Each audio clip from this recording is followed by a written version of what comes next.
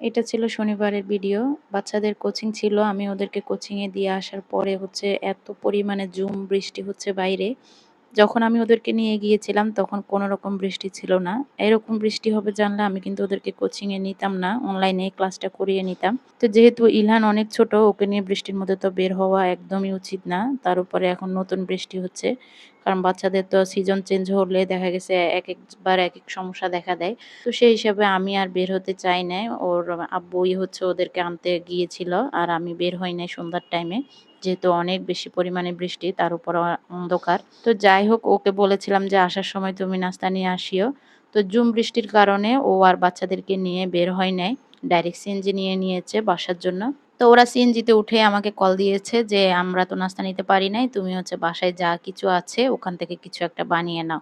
তো যেহেতু আমি আগের দিন হচ্ছে বুট সিদ্ধ করে রেখেছিলাম আর হচ্ছে পেঁয়াজুর জন্য কিছু ডাল ভিজিয়ে হচ্ছে ব্লেন্ডার করে ডিপে রেখেছিলাম। আমি প্রায় সময় হচ্ছে বুটটা সিদ্ধ করে ডিপ ফ্রিজে সংরক্ষণ করি আর হচ্ছে যখনই পেঁয়াজুটা খেতে ইচ্ছা করে সকালবেলা ভিজিয়ে রেখে তারপরে ওটা ব্লেন্ডার করে নিই। যেহেতু বুটটা আমার আগে থেকে সিদ্ধ করা ছিল, তাই আর সন্ধ্যা নাস্তা হিসেবে আমার আর কষ্ট করতে হলো না। আমি প্রায় সময় হচ্ছে বুটটা সিদ্ধ করে ফ্রিজে রেখে দিই আর ডালটাও মাঝে মধ্যে এরকম করে রেখে দিই। আর সন্ধ্যার সময় হচ্ছে নাস্তা বানাতে গেলে অনেক সময় অনেক বেশি মাথা ব্যথা উঠে যায়, কারণ কখন কি করব সেটাই কুল কিনারা পাই না, অনেক বেশি ঝামেলার মনে হয়। তো এভাবে করে রাখলে দেখা গেছে আপনি যখনই খেতে ইচ্ছা করবে তখনই বানিয়ে নিতে পারবেন। কারণ এই জিনিসগুলা হচ্ছে যে আপনি হুট করে প্রসেস করতে পারবেন না। যখনই আপনার খেতে ইচ্ছে করবে তখনই আপনি কিন্তু চাইলেও করতে পারবেন না। কারণ বুটটা সিদ্ধ হওয়ার একটা ব্যাপার আছে। তারপরে হচ্ছে গিয়ে ডালটাও ভিজানোর একটা ব্যাপার আছে।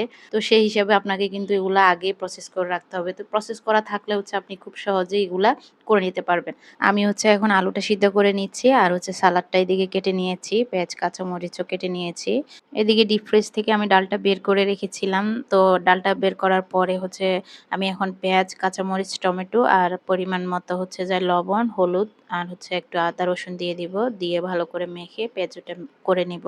অনেকে মনে করে যে ডিপ ফ্রিজে পেঁয়াজুর ডালটা সংরক্ষণ করলে এটা খেতে ভালো লাগে না। আমার কাছে বিশ্বাস করবেন কোনো রকম মানে ভিন্ন মনে হয় নাই। ইনস্ট্যান্ট বানিয়ে পেঁয়াজু করা আর হচ্ছে ডিপ ফ্রিজ থেকে নামিয়ে পেঁয়াজু করা আমার কাছে সেমই মনে হয়েছে অলওয়েজ। ট্রাই করে দেখতে পারেন, আপনার সময় এবং কষ্ট দুটাই কিন্তু সেভ হবে। এদিকে আমি বুটের যে মশলাটা সেটা কিন্তু ভালোভাবে কষিয়ে নিচ্ছি। কষানো হয়ে গেলে আমি হচ্ছে বুটটা দিয়ে দিব। আর এদিকে হচ্ছে আমার পেঁয়াজুটাও রেডি হয়ে গিয়েছে। আমি এগুলো এখন তুলে টিস্যু পেপারে নিয়ে নেব। বুটটা আমি দিয়ে দিচ্ছি। দেখুন একদম ফ্রেশ বুট মনে হচ্ছে। তারপরে সিদ্ধ করা আলুটা দিয়ে দিব। বুটের মধ্যে আমার কাছে আলুটাই বেশি ভালো লাগে। কারণ আমি আলু প্রেমী। যাই হোক, আলু বেশি দিলে কেন জানি না ভুট্টা আরো বেশি ভালো লাগে। তো আলুটা আমি মিক্স করে নিব। মিক্স করার পরে হচ্ছে আরো কিছুক্ষণ এটা ভাজবো। পানিটা শুকিয়ে যাওয়ার পর আমি ধনেপাতা দিয়ে এটা নামিয়ে নিব। তো বৃষ্টির সাথে হচ্ছে বুটটা কিন্তু বেশ ভালোই জমে যায়। ঠান্ডা ওয়েদারে কিন্তু এই জিনিসটা খেতে ভীষণ ভালো লাগে। আমরা তো মাঝে মধ্যে বিকেল হলে খুব মিস করি যে পেঁয়াজু, বেগুনি বা সাথে যদি একটু ছোলা হয় তাহলে কিন্তু বেশ আরাম করে খাওয়া যায়। তো সেরকমই একটা নাস্তা আজকে আমরা খেয়েছিলাম বৃষ্টির মধ্যে। খুবই ভালো লেগেছিল। বৃষ্টিময় ওয়েদারে এই জিনিসটা কিন্তু বেশ ভালোই লাগে। তো এটা ছিল আমার আজকের ভিডিও। আশা করি সবাই ভালো থাকবেন, সুস্থ থাকবেন। আল্লাহ হাফেজ। আসসালামু আলাইকুম।